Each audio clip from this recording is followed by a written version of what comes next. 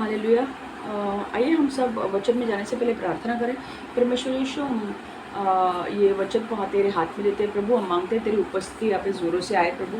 हर एक व्यक्ति जो इस वचन को सुन रहा है प्रभु, इस वचन के प्रकटीकरण से आगे बढ़े प्रभु। इस वचन को अंदर लेने के लिए मदद कर प्रभु। उनके जीवन में ये वचन दोधारी तलवार के समान काम करे प्रभु, जो उनके जीवन में भी जाए और उनका जीवन जो उनके हृदय में जाए और उनका जीवन बदले। मैं चाहती हूँ कि हर कोई ये जो वचन सुन रहा है परमेश्वर, इसका प्रकटीकरण वो अपने अंदर ले और अपने जीवन को बदले।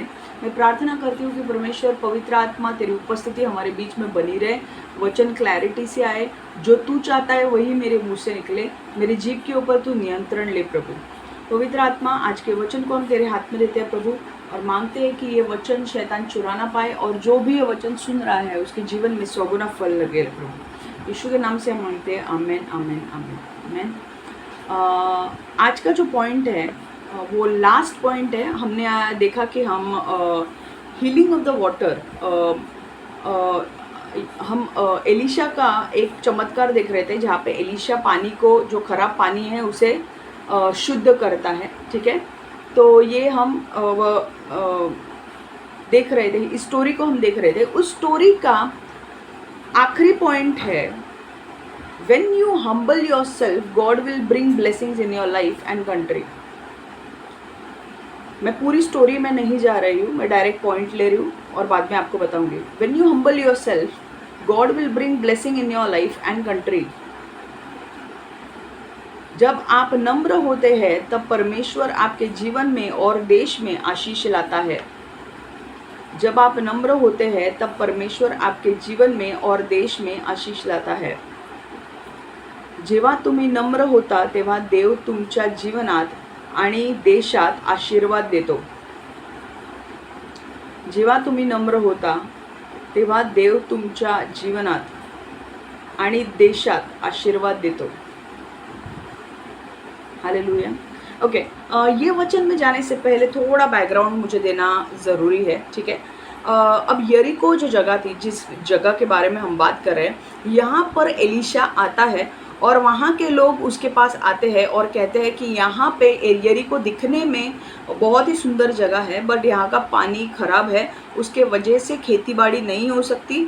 ओके, और फसल उगती नहीं है और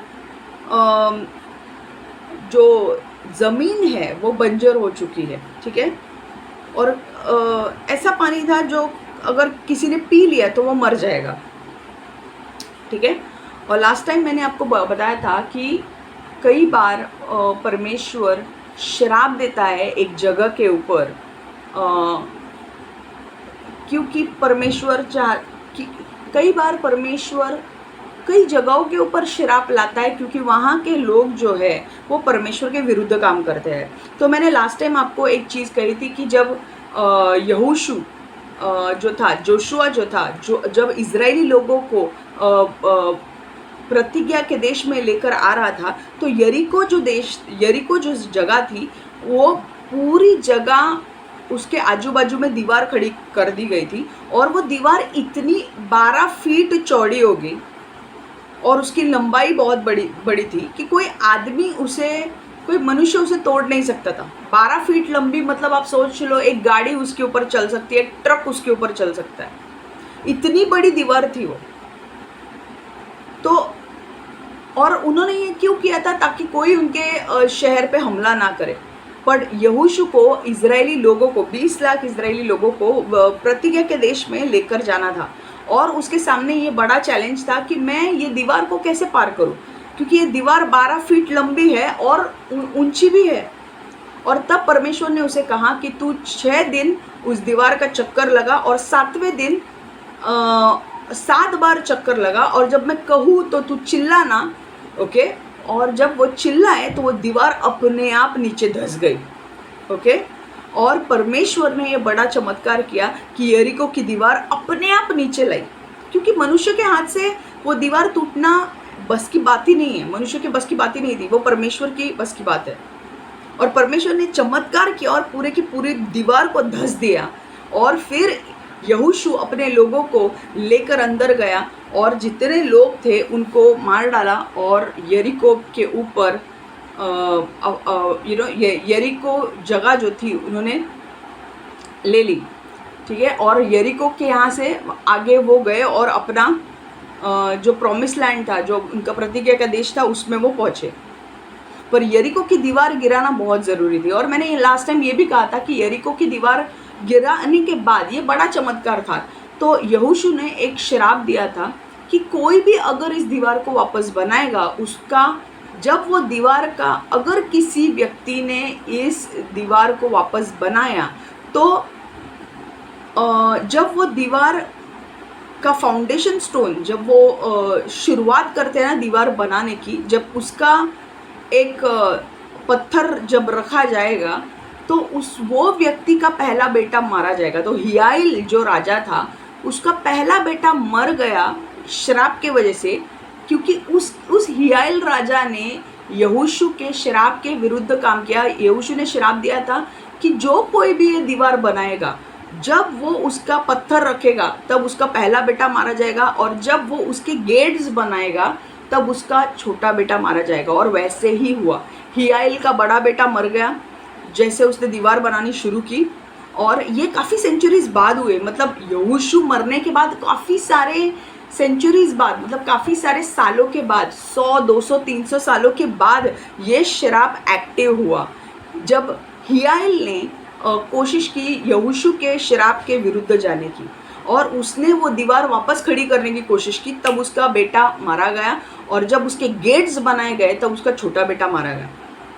ओके। और एक चीज़, तभी भी ये श्राप आए यरीको पे, और उसका बड़ा बेटा मारा गया, छोटा बेटा भी मारा गया। बट एक चीज़ मुझे बोलनी है कि जब यहोशू आने वाला था यरीको नगर में, तो वहाँ पर कनानी लोग रहते थे, और कनानी लोग पगान देवी देवताओं को मानते थे। ओके। वो परमेश्वर को मानते नहीं थे, वो पगान देवी देवताओं को मानते थे और मूर्ति पूजा में होते थे। और इसके वजह से, क्योंकि उनकी मूर्ति पूजा और वो कनानी लोग जो थे ना, जो यरीको नगर में रह रहे थे, जब पहले यहोशू आने के पहले, वो लोग क्या करते थे, वो लोग देवी देवताओं को मानते थे और रिचुअल प्रैक्टिस करते थे। रिचुअल प्रैक्टिस मतलब वहाँ पे वो ह्यूमन सैक्रिफाइस देते थे, मतलब मनुष्य की बलि चढ़ाते थे अपने परमेश्वर को प्रसन्न करने के लिए। ओके। वो ऐसे देवी देवताओं को मानते थे वहाँ जहाँ पे उनको मनुष्य की बलि चढ़ाना कोई बड़ी बात नहीं थी। और जब ये हो रहा था ना, तब परमेश्वर को ये बात बिल्कुल पसंद नहीं है कि कोई मनुष्य की बलि चढ़ाए, क्योंकि बाइबल इसके विरुद्ध है, इसके खिलाफ बात करता है। Bible doesn't support human sacrifice, ठीक है। बाइबल में आप कभी भी नहीं पढ़ोगे कि परमेश्वर को प्रसन्न करने के लिए तुम मनुष्य की बलि चढ़ाओ। नहीं, परमेश्वर कहता है तुम्हें अगर मुझे प्रसन्न करना है तो विश्वास पे चलो और पवित्र जीवन जियो। मनुष्य की बलि देनी जरूरी नहीं है, मनुष्य को मैंने बनाया, उनको जीने दो। और ये जो लोग थे, देखो परमेश्वर है, वो हर जगह देखता है, और जहाँ पर उसके विरुद्ध काम हो रहा है वहाँ पर वो श्राप लाएगा। तो यरीको नगर में उनके पगान देवी देवताओं को ये कनानी लोग मानते थे, और उनके हिसाब से वो चलते थे। तो उन्होंने कई बार ह्यूमन सैक्रिफाइस दिए, मतलब मनुष्य की बलि दी। तो ऐसा हो सकता है कि उसके वजह से परमेश्वर ने वो श्राप लाया था, जो मैंने लास्ट टाइम आपको ड्यूट्रोनॉमी में या यिर्मयाह में पढ़ के सुनाया था कि यिर्मयाह 9:13 से 15 हमने पढ़ा था। मैं एक बार वापस से पढ़ रही हूँ ताकि आपको वो श्राप याद आए।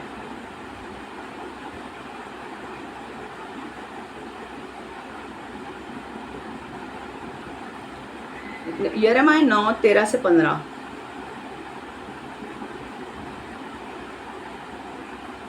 The Lord said, "It is because they have forsaken my law, which I have set before them. They have not obeyed me or followed my law. Instead, they have followed the stubbornness of their hearts. They have followed the Baals as their ancestors taught them. Therefore, this is what the Lord Almighty, the God of Israel, say. See, I will make these people eat bitter food and drink poisoned water." ठीक है। क्योंकि वो लोग मूर्ति पूजा में लगे थे और वो बाल की उपासना करते थे, परमेश्वर ने कहा, ये मैं आपको इंग्लिश में बताया, मैं मराठी में भी पढ़ती हूँ। निर्गमन यिर्मयाह 9:13-15। परमेश्वर म्हणतो, मी त्यांच्या पुढे ठेवलेले माझे नियमशास्त्र त्यांनी सोडले, त्यांनी माझा शब्द ऐकला नाही व त्याप्रमाणे ते चालले नाहीत, तर ते आपल्या मनाच्या हट्टाप्रमाणे चालले. त्यांच्या पूर्वजांनी त्यांना शिकवल्याप्रमाणे ते बाल मूर्तीच्या मागे लागले. या सत्व सेनाधीश परमेश्वर इस्रायल देव म्हणतो, पहा, मी या लोकांना कडू दवणा चारीन, त्यांना विषेचे पाणी पाजीन, त्यांना विषेचे पाणी पाजीन. ठीक है, इंग्लिश में लिखा है, I will give them a bitter gall. Okay, bitter gall of water.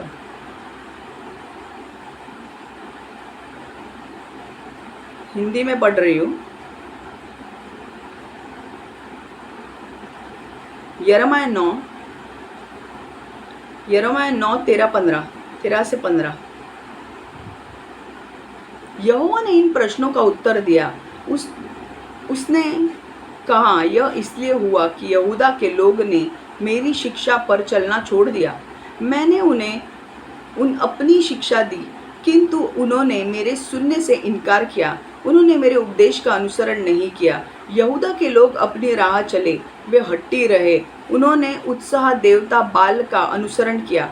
उनके पूर्वजों ने उन्हें असत्य देवताओं के अनुसरण करने की शिक्षा दी. अतः इज़राइल का परमेश्वर सर्वशक्तिमान यहोवा कहता है, मैं शीघ्र यहूदा के लोगों को कड़वा फल चखाऊंगा, मैं उन्हें जहरीला पानी पिलाऊंगा. आमीन, हालेलुया. इसका अर्थ क्या होता है कि परमेश्वर से जब लोग दूर जाते हैं और परमेश्वर की बातें नहीं मानते हैं और अपने ही राह पर चलते हैं, तो परमेश्वर उनके ऊपर न्याय लाता है. और वो न्याय किसी भी प्रकार का हो सकता है. एक प्रकार का न्याय ये है कि परमेश्वर उनके खेती बाड़ी को बंजर कर देगा, उनके ज़मीन को बंजर कर देगा और उसमें फसल नहीं आएगी. दूसरा न्याय ये भी आ सकता है कि वो उनके जो झरने हैं, जो नाले हैं, जो नदियाँ हैं, वो नदियों में अशुद्धता लाएगा. मतलब वो नदी से कोई पानी पी नहीं सकता. ठीक है, तो झरने हो, नदी हो, जो भी हो, वो नदी परमेश्वर खराब कर देगा, वो दूषित कर देगा और उस नदी का पानी कोई भी पी नहीं सकता. Because it will become poisoned water. क्योंकि वो एक मराठीमध्ये म्हणतात ते विषेचं पाणी होईल. वो विष, जैसे हम पानी पिएंगे ना, उसमें पॉइजन होगा, विष होगा उसमें. अगर कि कोई मनुष्य ने वो पानी पी लिया तो वो मर जाएगा. और ऐसी ही स्थिति यरीको की थी. ये कारण था यरीको के पानी का खराब होने का कारण था कि यरीको का पानी अशुद्ध क्यों था. क्योंकि यहोशू आने के पहले वहाँ पर जो लोग, कनानी लोग रहते थे, उन्होंने इतने बुरे काम किए थे. उन्होंने मूर्ति पूजा में लग गए थे, बाल की मूर्ति पूजा के पीछे चल रहे थे. और वो उतना ही नहीं, पर वो ह्यूमन सैक्रिफाइस देते थे, वो मनुष्य की बलि चढ़ा रहे थे. और इसीलिए परमेश्वर ने देखा कि यरीको नगर अपने पापों का घड़ा यरीको नगर ने भर दिया है. तब परमेश्वर ने उनके ऊपर न्याय लाया और उनके ज़मीन को बंजर कर दिया और उनके पानी को भी दूषित कर दिया कि वो पानी कोई पी नहीं सकता. दिखने में यरीको नगर बहुत ही सही प्लेस थी, बहुत ही सुंदर जगह थी, एक वेकेशन के लिए जाने लायक जगह थी. इतनी सुंदर जगह थी because it was called a city of palm trees. मतलब वो जगह को पाम ट्रीज मतलब अपना कोकोनट ट्री बोलते हैं ना हम, जैसे नारियल के पेड़ वहाँ पे बहुत थे. जैसे गोवा में अगर आप जाओगे तो वहाँ पे बहुत सारे नारियल के पेड़ है. दिखने में बहुत सुंदर जगह दिखती है. पर अगर मान लो अगर गोवा का पानी खराब हो तो कौन जाएगा गोवा वेकेशन के लिए, राइट. तो अब यहाँ पर मुझे आज जो वचन लेना है वो ये है कि जब लोग नम्र होते हैं तब परमेश्वर उनके जीवन में और उनके देश में आशीष लाता है. हालेलुया। तो यहाँ पर जब जब एलीशा, देखो एलीशा एक भविष्यवक्ता था, ओके, एलीशा एक भविष्यवक्ता था। वो परमेश्वर से इतना इतना उसका रिलेशनशिप परमेश्वर के साथ अच्छा था, उसका नाता परमेश्वर के साथ इतना अच्छा था कि परमेश्वर उसे बताता था कि कहाँ जाना है और कहाँ नहीं, आज तुझे किस नगर में जाना है, कल तुझे किस नगर में जाना है। एलीशा अपने मन में उठकर कहीं चला नहीं जाता था, एलीशा को परमेश्वर बताता था कि तुझे यहाँ पर जाना है, तुझे यहाँ पर जाना है। और जब एलीशा यरीको में आया तो वहाँ के लोग उसके पास आए, क्योंकि वो जानते थे कि एलीशा एक भविष्यवक्ता है और एलीशा के पास परमेश्वर का दिया हुआ अभिषेक है, जिससे वो चंगाई, छुटकारे, चमत्कार करता है। हालेलुया। तो जब वहाँ के लोगों ने अपने आप को नम्र किया और वो एलीशा के पास आए और एलीशा से कहने लगे कि एलीशा देखना, ये जगह तो बहुत अच्छी है पर यहाँ का पानी खराब है और ज़मीन बंजर है, क्योंकि जो पानी अगर इस्तेमाल करते हैं, अगर वो ज़मीन में डालते हैं तो ज़मीन बंजर हो जाती है, और अगर ये पानी किसी ने पी लिया तो लोग मर जाएंगे। जब अब यहाँ पे तुम्हें देखना क्या है, जब परमेश्वर ने एलीशा को यरीको में आने के लिए कहा तो परमेश्वर ने कुछ ना कुछ देखा होगा कि यरीको के लोग बदलने के लिए तैयार है। समझ में आ रहा है? परमेश्वर की तुम देखो, तुम अपेक्षा मत करो, अगर तुम पाप कर रहे हो तो इस चीज की अपेक्षा मत करो कि तुम्हें आशीर्वाद मिलेंगे परमेश्वर से, बिल्कुल नहीं। अगर तुम पाप कर रहे हो तो परमेश्वर तुम्हें आशीर्वादित नहीं करेगा। पर जिस दिन तुम एक निर्णय लेते हो अपने हृदय में कि मैंने चोरी करने का पाप छोड़ दिया, मैंने दारू पीने का पाप छोड़ दिया, मैंने लोगों की निंदा करने का पाप छोड़ दिया, मैंने लोगों के चीज़ों को हड़पना छोड़ दिया, जब ये मैंने करप्शन के पैसे, लोग देश के लोगों के पैसे जो गवर्नमेंट में आते हैं, मैंने उसे चुराना बंद किया। जब तुम ये करोगे और परमेश्वर देखेगा, जब तुम नम्र होगे और परमेश्वर के अनुसार चलोगे, जब तुम पश्चाताप करोगे कि हाँ मैं ये पाप करता था पर अब मुझे पश्चाताप हो रहा है कि भाई मुझे ये पाप नहीं करना चाहिए और आगे मैं ये नहीं करूँगा, तभी परमेश्वर तुम्हारे देश के ऊपर और तुम्हारे जीवन के ऊपर अभिषेक लाएगा, आशीर्वाद लाएगा। मैंने लास्ट टाइम कहा था, आपके जीडीपी, आपका देश की जीडीपी कम हो सकती है अगर आपके देश के लोग परमेश्वर के साथ नहीं चल रहे हैं। परमेश्वर के अगर आप खिलाफ चल रहे हो तो आपकी जीडीपी डाउन होगी। पर अगर आपके देश में आप परमेश्वर के पीछे चल रहे हो, आप देखोगे आपका देश एक्सपोर्ट्स में बढ़ेगा, मेक इन इंडिया प्रोडक्ट्स बढ़ेंगे। अगर एवरीथिंग जहाँ जहाँ पे हमने सोचा नहीं था, जहाँ पे हमने 10 साल पहले, 15 साल पहले सोचा नहीं था कि भाई आज इतना डेवलपमेंट हुआ है इंडिया में, and I give all glory to God. क्योंकि एक व्यक्ति परमेश्वर के पीछे चल रहा है, उसके वजह से देश के ऊपर आशीष आ रहा है, देश के ऊपर आशीर्वाद आ रहे हैं। आज जगह जगह मेट्रो बढ़ रहे हैं, बहुत खुश हूँ मैं गवर्नमेंट से भी बहुत खुश हूँ कि गवर्नमेंट के ऊपर भी परमेश्वर का मॉनिटरिंग हो रहा है। अगर गवर्नमेंट कुछ काम कर रहा है, गवर्नमेंट के ऊपर परमेश्वर मॉनिटर कर रहा है, स्वर्गदूत देख रहे हैं कि ये काम बोला था, ये काम हुआ कि नहीं, मेट्रो लाइन ये शुरू हुई कि नहीं, नवी मुंबई एयरपोर्ट शुरू हुआ कि नहीं, मुंबई टर्मिनल 3 की बात होगी कि नहीं होगी, सब होगा। जहाँ तहाँ देखो, हर सिर्फ मुंबई में नहीं, कलकत्ता, अलग अलग जगह पे, कश्मीर हो, कलकत्ता हो, दिल्ली हो, चेन्नई हो, बैंगलोर हो, हर जगह पे आप देखोगे India is growing. Semiconductors chips लग रहे हैं, चिप्स के प्लांट लग रहे हैं, हब आ रहे हैं, फॉरेन डायरेक्ट इन्वेस्टमेंट्स इतने इंडिया के ऊपर हो रहे हैं, people are betting for India. क्यों? क्योंकि एक व्यक्ति परमेश्वर के पीछे चल रहा है, और लोग इसीलिए परमेश्वर उस देश के ऊपर ब्लेसिंग्स ला रहा है। सोचो अगर हर एक व्यक्ति इंडिया में परमेश्वर के पीछे चलने लगा तो इंडिया में कौन से ब्लेसिंग्स आएंगे। हालेलुया। सो जब आप किसी भी देश के हो, जब आप नम्र होते हो और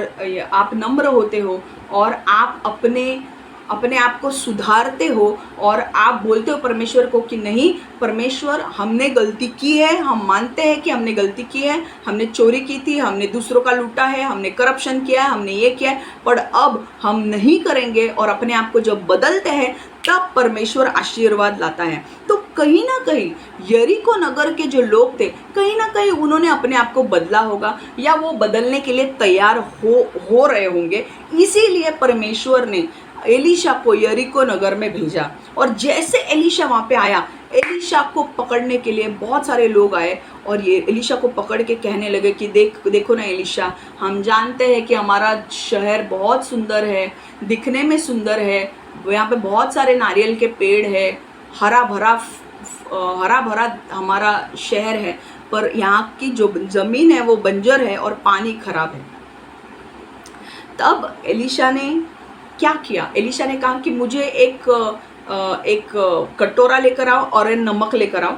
और एलीशा कटोरा और नमक लेकर आया और वो वहाँ पर गया जहाँ से वो पानी आ रहा था और वो वहाँ पर उसने उस पानी में नमक डाल दिया और जैसे वो नमक पानी में गया वो पानी शुद्ध हो गया, वो पानी पीने लायक हो गया, शुद्ध हो गया। और वो पानी के वजह से, क्योंकि वो पानी शुद्ध हो गया, अब वो पानी जब खेती में डाला जाएगा तो खेती भी बंजर नहीं रहेगी, वो उपजाऊ बनेगी और वहाँ पे फसल आना शुरू हो जाएगी। हालेलुया। तो एक पॉइंट यहाँ से अपने को क्या समझना है कि जब भी लोग अपने आप को नम्र करते हैं, परमेश्वर के अनुसार चलते हैं, जो परमेश्वर बोल रहा है उसके अनुसार चलते हैं, परमेश्वर के दिए हुए बाइबल के अनुसार जब लोग चलते हैं और अपने आप को नम्र करते हैं और अपने गलतियों को एक्सेप्ट करते हैं, गलतियों को कबूल करते हैं कि हाँ मैंने गलती की और मैं आगे से नहीं करूँगा और पश्चाताप करते हैं, तब परमेश्वर आपके जीवन में आशीर्वाद लाएगा।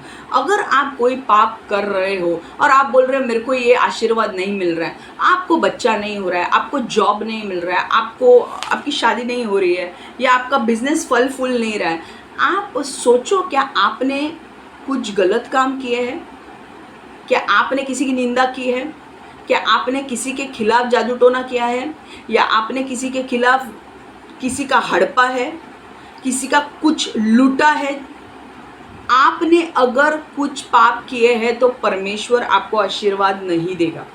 हालेलुया। अगर आपने किसी की चोरी की थी, किसी के पैसों की चोरी की थी या किसी के प्रॉपर्टी की चोरी की थी, अपने नाम पर वो प्रॉपर्टी कर ली थी, आपको लगता है परमेश्वर आपको चैन से रहने देगा, खुशी से रहने देगा? बिल्कुल नहीं। आपके बिजनेस पे अटैक्स आएंगे, आपके शरीर के ऊपर अटैक्स आएंगे, परमेश्वर अटैक के ऊपर अटैक भेजेगा। क्यों?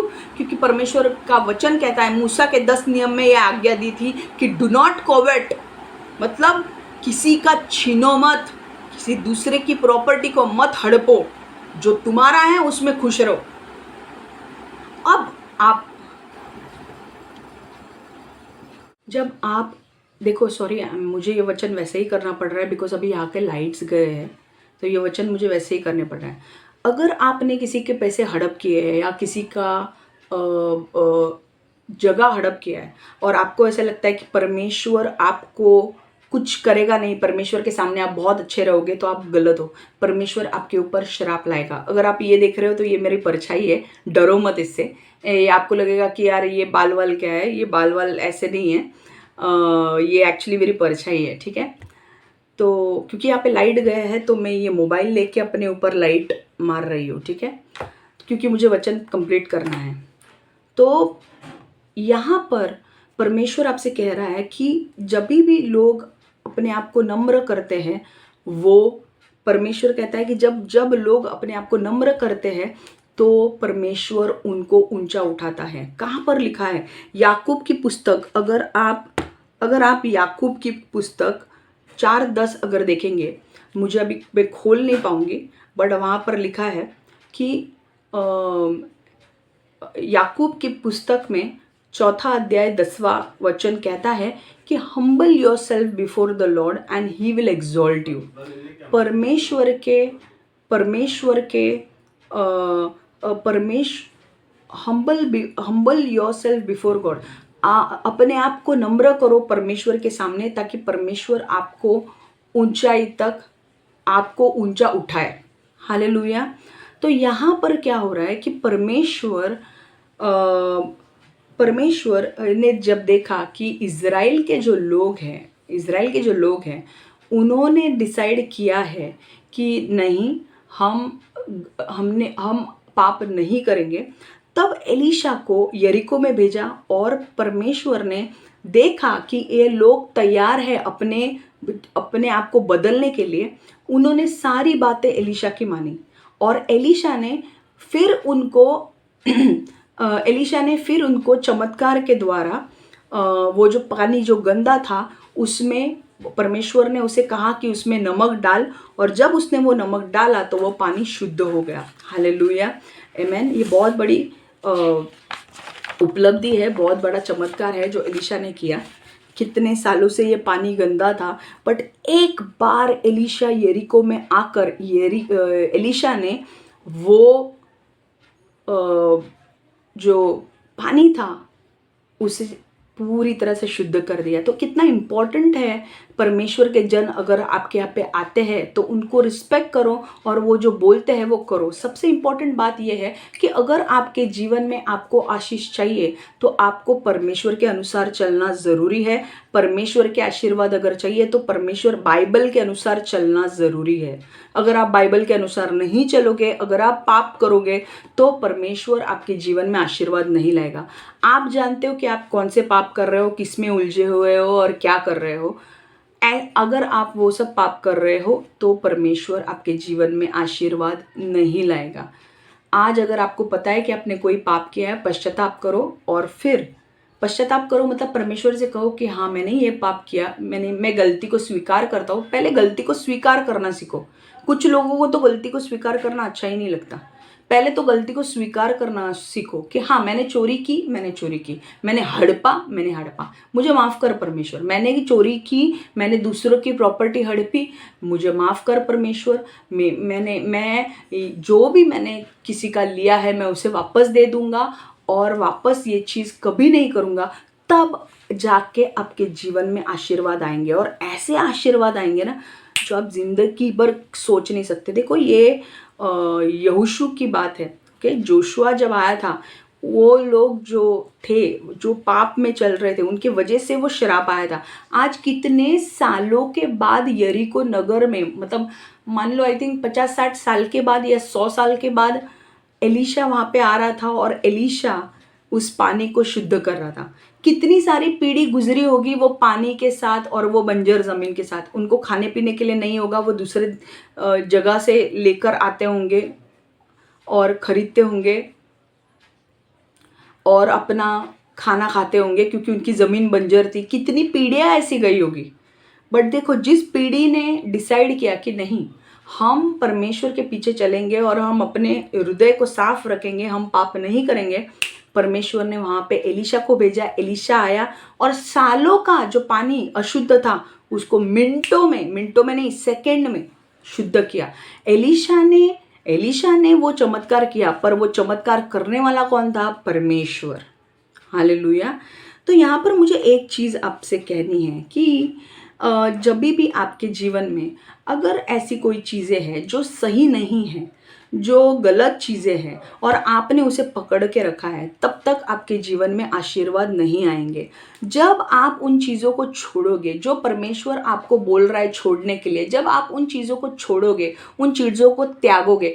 आपको किसी ने बोला, आपको अगर एक उदाहरण दे रही हूँ कि एक व्यक्ति को एक लड़की ने जादू टोना करके उसके मन में काफ़ी सारे गलत बातें एक दूसरे लड़की के बारे में भर दिया। और ये भाई साहब ने क्या किया, ये रियल स्टोरी है। ये भाई साहब ने क्या किया, वो औरत ने जो उसे कहा उसे वो सच लगा, और उसने, क्योंकि उसकी पहचान गवर्नमेंट में थी, उसने गवर्नमेंट में क्योंकि उसकी पहचान थी, उस लड़की का जो ट्रस्ट था, फाउंडेशन था, उस फाउंडेशन के जो मेन सर्टिफिकेट्स थे वो आने नहीं दिए। 12AB 80G के जो सर्टिफिकेट्स चाहते हैं, जो आने चाहिए, और वो लड़की दिन रात मेहनत कर रही थी जो उसको प्रोजेक्ट के लिए लगता है वो देने की, बट क्योंकि इस आदमी ने उस लड़की की बात सुनी और घूस दी वहाँ पर, उन लोगों ने, वो इनकम टैक्स के लोगों ने 80G 12AB सर्टिफिकेट्स उस लड़की को दिए नहीं। और मैं किसी से डरती नहीं हूँ, ये रियल बात है, और परमेश्वर मुझे बोल रहा है क्या है ये। तुम्हें लगता है वो लड़के को ब्लेसिंग्स मिलेंगे, वो लड़की को बहुत आशीर्वाद मिलेंगे, परमेश्वर उनको बहुत अच्छा रखेगा? नहीं, धजिया उड़ा के रख देगा। थैंक यू सो मच, परमेश्वर ने लाइट लाया। Thank you for your cooperation.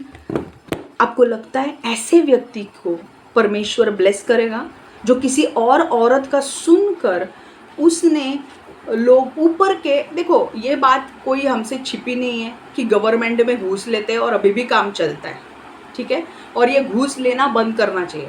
घूस लेकर उसने वो दरवाज़ा बंद कर दिया उस लड़की के लिए कि उस लड़की ने सारे अपने प्रूफ सामने रखे, बट फिर भी उसे वो सर्टिफिकेट नहीं दिया गया।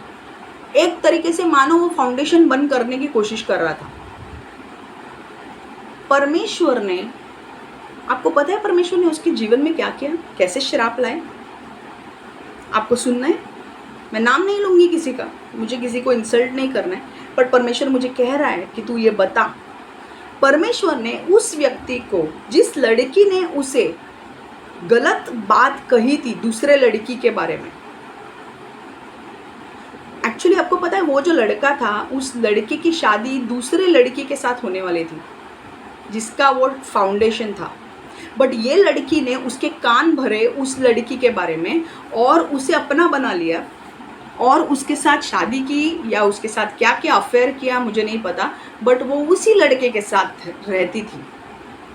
और इसके कान इतने भरे गए उस लड़की के बारे में, वो दूसरे लड़की के बारे में, ये लड़की ने आकर, ये लड़के के कान इतने भरे इतने भरे इतने भरे कि ये लड़के ने आकर पैसा घूस दिया और वो सर्टिफिकेट्स आने नहीं दिए फाउंडेशन के।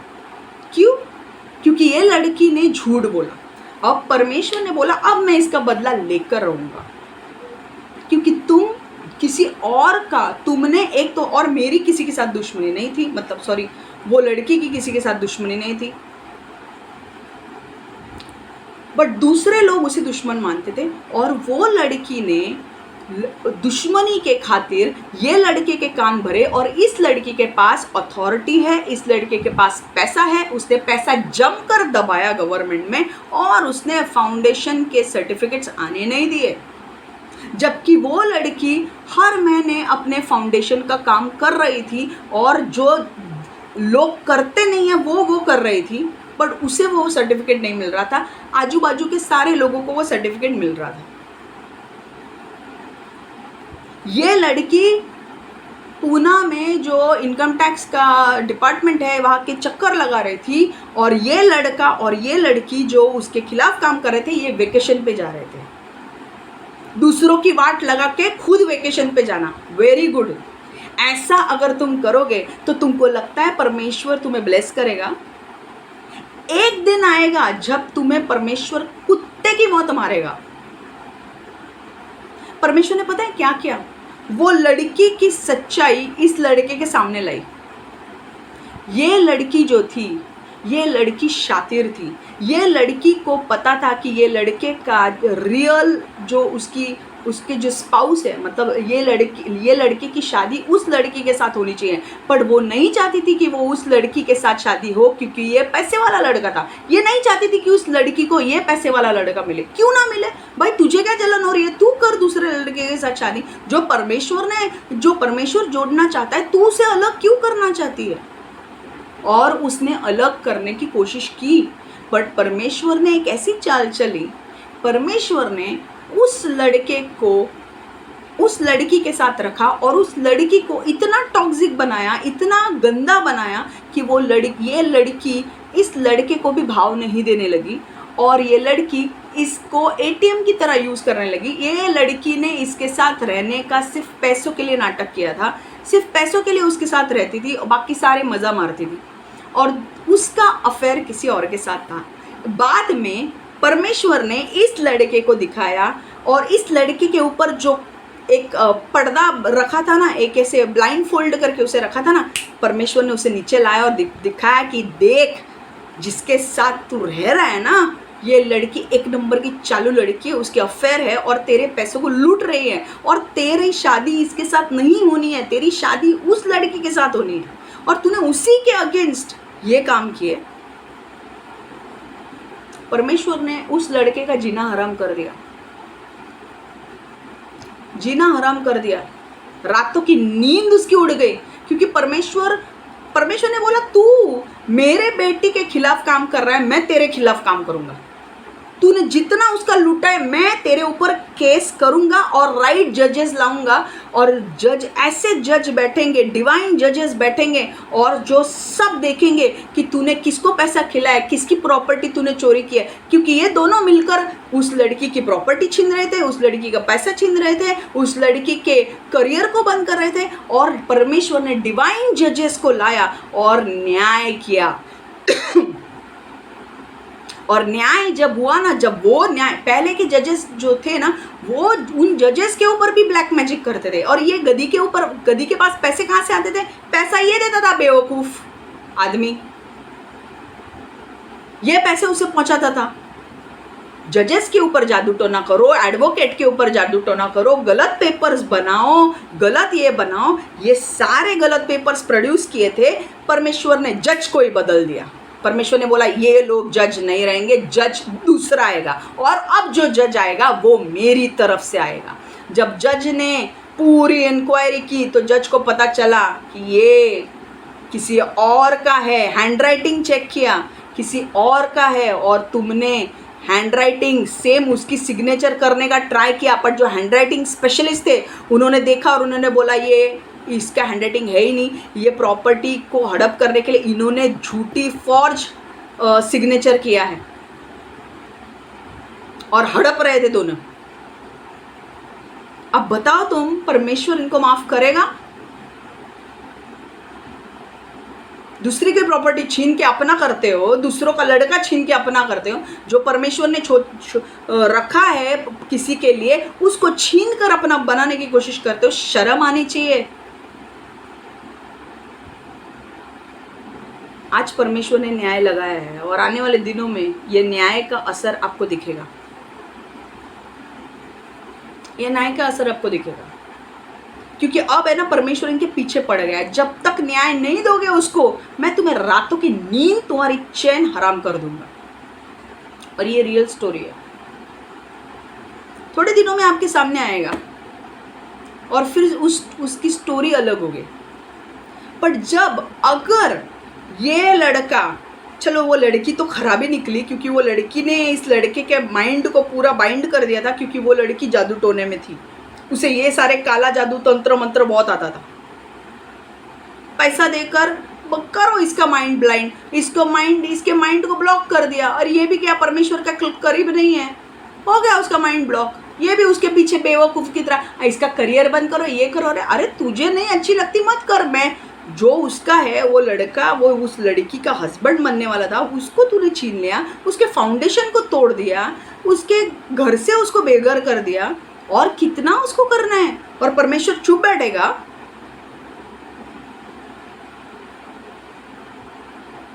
परमेश्वर कह रहा है आज अपने आप को नम्र कर। और उस लड़की के लिए ना श्राप आने वाले, उस that girl is going to receive due penalty. वो लड़के के तो परमेश्वर छोड़ रहा है, क्योंकि वो लड़का उस वहम में आकर उसने वो किया, बट क्योंकि वो लड़का, अगर उस लड़के ने नम्र बना, अपने आप को बदला, तो परमेश्वर उसे गाइड करेगा, लीड करेगा, और उसे माफ़ भी करेगा, उसके जीवन में आशीर्वाद भी लाएगा। क्योंकि उसके लिए जब आपको पता है, जब उसे पता चला कि इस लड़की का अफेयर किसी और के साथ है, और ये मुझे उस लड़की के साथ जाने नहीं दे रहा है जो बेचारी मेरे लिए वेट कर रही है, इस लड़की की तो हालत टाइट हो गई, क्योंकि उसको पता है कि यार है जिसके साथ मैं इसके ऊपर पैसा खर्च किया, ये तो मेरे पैसे ही लेके खर्च कर रही है, मज़ा मार रही है और दूसरों के साथ मज़ा मार रही है। और जिसके साथ मुझे जाना है उसके बारे में गलत सलत कहा, इस लड़की को पूरी तरह से परमेश्वर ने एक्सपोज किया। और परमेश्वर ने वो दूसरी जो लड़की थी उसकी सच्चाई इस लड़के के सामने लाई, और तब ये लड़का समझ गया कि ये लड़की सही नहीं है, वो लड़की सही है। इसीलिए मैं कहती हूँ कि जब अगर ये लड़का अब नम्र हो गया तो परमेश्वर उसे ब्लेस करेगा, आशीर्वाद देगा। पर उस लड़की को परमेश्वर आशीर्वाद नहीं देगा, क्योंकि उसने बहुत ही पाप किए थे। और ऐसा नहीं कि उनको वार्निंग नहीं मिली थी, परमेश्वर ने वार्निंग दी थी। वार्निंग के खिलाफ जाकर उस लड़की ने सिर्फ ये पाप नहीं किया है, उस लड़की ने और भी बहुत सारे पाप किए हैं। इसलिए उस लड़की को माफ़ी नहीं मिलेगी, पर वो लड़के को माफ़ी मिलेगी अगर वो नम्र होता है तो। अभी एक चीज़ देखो, सॉल्ट पर ये जब यरीको में एलीशा आया, एलीशा को जब पता चला कि पानी खराब है तो एलीशा ने क्या बोला, मुझे नमक दो। नमक से क्या होता है, नमक एक प्रतीक है शुद्धता का बाइबल में, ठीक है। जब नमक पानी में मिक्स किया जाता है, जब नमक पता है, नमक कई बार हम लोग पता है, बहुत सारे लोग नमक के पानी से नहाते हैं, क्यों, शुद्ध करता है बॉडी को। वैसे ही नमक शुद्धता का प्रतीक है, इसीलिए जब नमक को पानी में डाला गया तो पानी शुद्ध बन गया। तो जब नमक को पानी में डाला गया और वो नमक घुल गया तो पानी शुद्ध बन गया।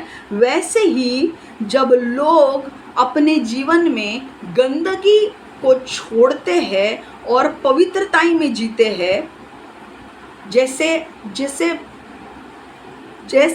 नमक कैसा है, शुद्ध है, शुद्धता का प्रतीक है, वैसे जब लोग अपने अंदर के गंदगी को निकालते हैं और अपने जीवन को शुद्ध करते हैं, तब उनके जीवन में आशीर्वाद आते हैं।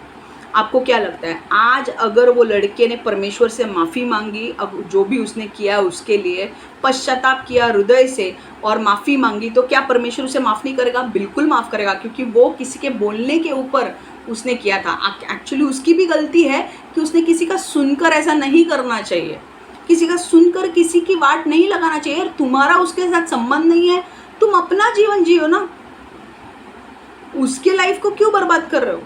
तुम्हारे अंदर इतनी एनिमिटी है, इतना मतलब सोचो कि तुम्हारे अंदर इतने इविल स्पिरिट्स है कि तुम एक बंदे की, एक व्यक्ति की खुशहाली देख नहीं सकते, एक व्यक्ति को आगे बढ़ता हुआ नहीं देख सकते, तो कितने खराब लोग हो तुम। You are jealous of others' wealth, jealous of others' spouse, jealous of everything. Why? When उन लोगों के पास खुद के बंगले हैं फिर भी। और ये बंदा, मैं आपको एक बात बोलती हूँ, ये बंदा, ये जो लड़की थी ना, जो एक्चुअल में उसकी स्पाउस थी, वो मिडिल क्लास घर से आती है। और ये जो बंदा है ना, ये मिलियनेयर है, मिलियनेयर। बंगला उसके लिए बहुत छोटी चीज़ है, उसका प्राइवेट जेट वेट है। मतलब आप समझ सकते हो वो लड़का क्या होगा। वो लड़के की शादी उस लड़की के साथ होनी थी, मिडिल क्लास घर की लड़की परमेश्वर ने उसके लिए चुनी थी। बट ये लड़की भी झोपड़ी में रहने वाली थी, बट ये लड़की की आंख सिर्फ उस लड़के के ऊपर थी, क्योंकि उसको चाहिए था पैसा। इसने जादू टोना करवा के उस लड़के को अपना बना लिया, और इस लड़के के द्वारा उस लड़की की सारी चीज़ों को बर्बाद करने की कोशिश की। बट परमेश्वर है, परमेश्वर शैतान के 10 कदम आगे है। पर ये लड़की परमेश्वर के पीछे चलने वाली लड़की थी।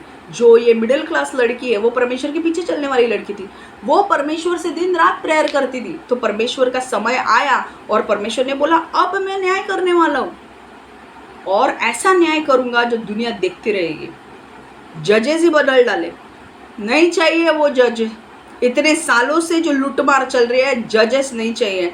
वो जो डॉक्टर के गलत मेडिकल सर्टिफिकेट जो दिए हैं उस लड़की के खिलाफ, हम सब देख सकते हैं कि वो लड़की जिंदा है। उन्होंने मेडिकल सर्टिफिकेट में डेथ सर्टिफिकेट भी दिया होगा शायद से, कि वो लड़की मर चुकी है करके। पर वो लड़की परमेश्वर ने सारा कुछ एक्सपोज किया, दिस गर्ल इज अलाइव, ये लड़की जिंदा है। ऑटिस्टिक, कुछ लोग तो बोलते हैं कि ऑटिज्म है उस लड़की को, मेंटली रिटार्डेड है, ऐसे सर्टिफिकेट्स प्रोड्यूस किए गए थे उस लड़की के खिलाफ। कुछ लोगों ने डेथ सर्टिफिकेट प्रोड्यूस किए थे, मुझे नहीं पता क्या डिटेल में है, बट बहुत सारे गलत सर्टिफिकेट्स प्रोड्यूस किए थे। उसमें डॉक्टर्स भी थे, बहुत सारे दूसरे लोग भी इन्वॉल्व थे, बड़े बड़े लोग इन्वॉल्व थे, और उन्होंने मिलकर ये षड्यंत्र रचा था। पर आज परमेश्वर ने डिवाइन जजेस को लाकर इनके षड्यंत्र को चूर चूर कर दिया है। और आने वाले दिनों में आप एक स्टोरी सुनोगे, ये जो मिडिल क्लास लड़की है, मैं उसका स्टोरी आपको सुना के रहूँगी कि उसके आगे लाइफ में हुआ क्या, और परमेश्वर ने उसे कैसा साथ दिया। डिवाइन जजेस बिठा दिए। डिवाइन जजेस कैसे होते हैं? वो जजेस ऐसे होते हैं, they are like earth angels. वो लोग को परमेश्वर ने बोला होता है कि सत्य पर ही चलना है, सत्य को ही देखना है, और जो सत्य व्यक्ति है उसी को न्याय देना है। तो वो लोग सब चेक करने लगे, हैंड राइटिंग स्पेशलिस्ट, ये प्रूफ वो प्रूफ। बाद में वो देख रहे हैं अरे ये लड़की जिंदा है, ये लड़की को कुछ ऑटिज्म नहीं है। कुछ लोगों ने तो मैरिज सर्टिफिकेट भी गलत बना के दिया था कि इस लड़के के साथ मेरी शादी हुई, मेरी नहीं मतलब उस लड़की की शादी हुई है। पता नहीं कौन बंदा है वो जिसकी इतनी हिम्मत हुई कि कोई किसी लड़की के साथ मैरिज सर्टिफिकेट बना के देता है। But I will definitely tell you the whole story, एक बार होने दो। गॉड ने सब बाहर लाया और सबकी बैंड बजा दी, सबकी बैंड, वो लड़की की भी बैंड बजा दी।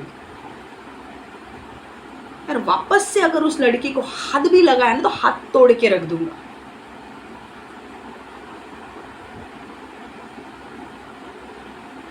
और अब है ना, अब उनकी बज रही है, ईट से ईट बज रही है। दूसरा का चोरी करते हो, पता है बाइबल में लॉ क्या है? If you covet someone's you have to restore them 7 times. अगर किसी का छीनते हो ना, बाइबल में नियम पता है क्या है? 7 गुना ज़्यादा उसको देना पड़ेगा। छीना ना, झूठा बता के 7 गुना ज़्यादा देना पड़ेगा। अब वो 7 गुना ज़्यादा भरेंगे वो लोग। इसलिए मैं कहती हूँ, जब कोई पाप में है ना, परमेश्वर कभी आशीर्वाद नहीं लाएगा। पर जब एक व्यक्ति नम्र होता है और वो बोलता है कि नहीं नहीं मुझे ये पाप नहीं करना है, और वो पापों से दूरी बनाता है और पाप नहीं करता है, और वो बोलता है कि नहीं मुझे ये पाप नहीं करना है, मैं जैसा हूँ वैसा ठीक हूँ, परमेश्वर ऐसे व्यक्ति के ऊपर ब्लेसिंग्स लाता है।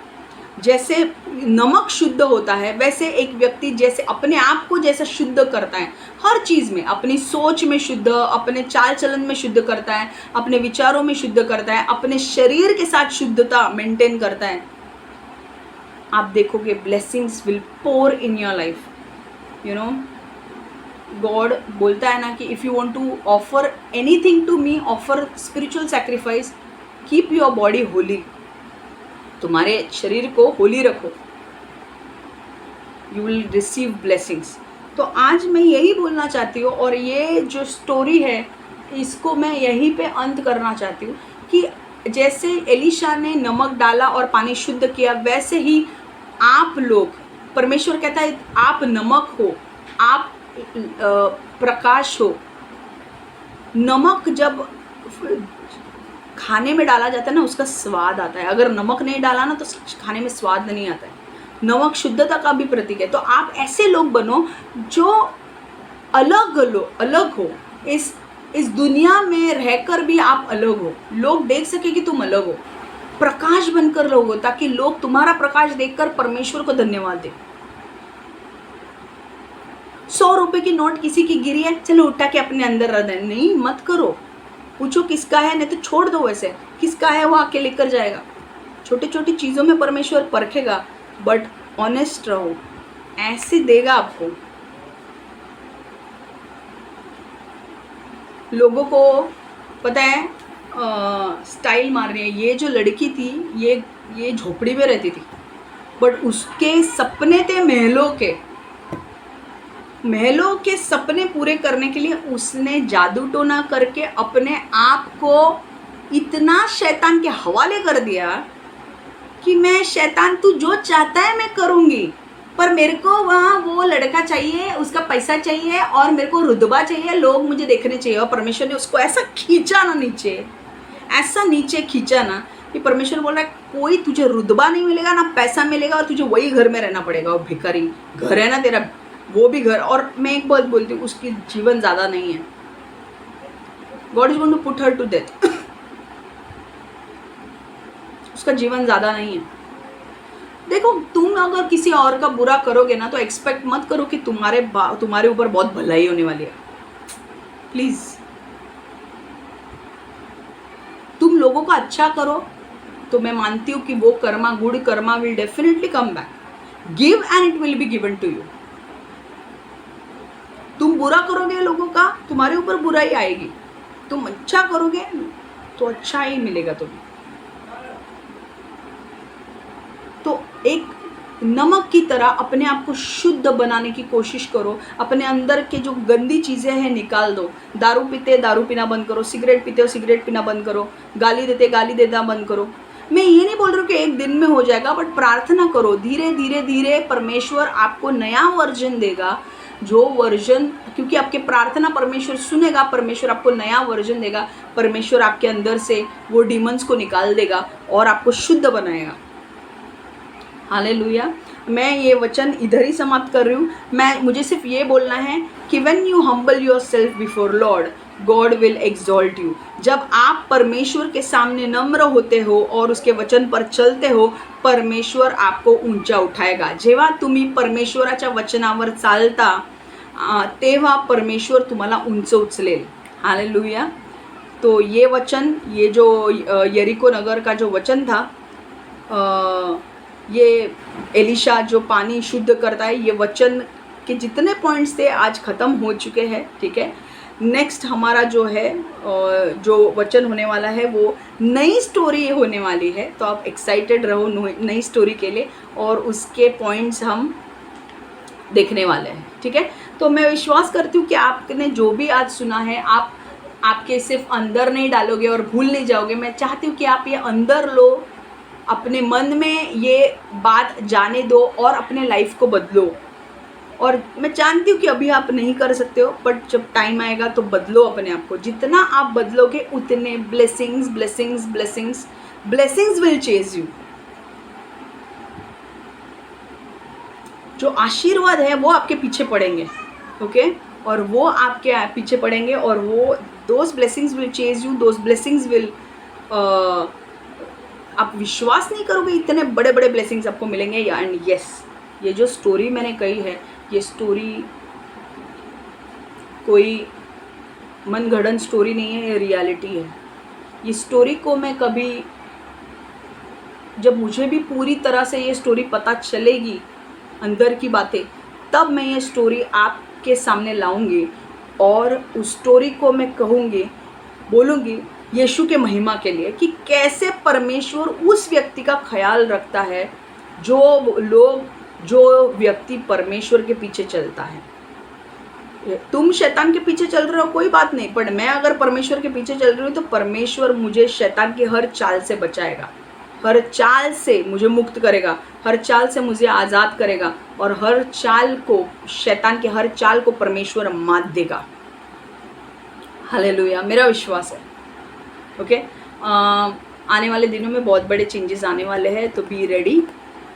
ओके, एंड मुझे जो करना है वो मैं कर रही हूँ, मैं आपके लिए बोल रही हूँ, be ready, mentally prepare your self, because मैं देख रही हूँ कि बहुत सारे लोगों का सैल्वेशन होने वाला है, उद्धार होने वाला है, and God's prophecy is going to get fulfilled. Okay, so मैं एक ही प्रार्थना करना चाहती हूँ कि God fill this earth with your glory. परमेश्वर तेरी महिमा से इस पृथ्वी को भर, तेरी महिमा से इस पृथ्वी को भर, तेरी महिमा से इस पृथ्वी को भर। परमेश्वर, मैं मांगती हूँ प्रभु, जितने भी लोग हैं जो आज हमसे जुड़े थे, जिन्होंने ये वचन सुना है, हर एक को ब्लेस कर, आशीर्वादित कर, हर एक के जीवन में बदलाव ला, हर एक को नया वर्जन बना प्रभु। हर एक के जीवन से जो गलत चीज़ें हैं, गलत लोग हैं, उनको निकाल दे प्रभु। हर एक गलत चीज़ों को उनसे दूर कर प्रभु, और उनके जीवन में ब्लेसिंग्स आने दे प्रभु। आने वाले दिनों में उनका उद्धार भी होने दे प्रभु। मैं मांगती हूँ परमेश्वर को वचन पर चलने के लिए मदद कर प्रभु। यीशु के नाम से मैं प्रार्थना करती हूँ कि आमेन, आमेन, आमेन। मैं प्रार्थना करती हूँ कि आप नम्र हो जाए और परमेश्वर आपको और ऊंचा उठाते जाए। Amen. God bless you all, take care.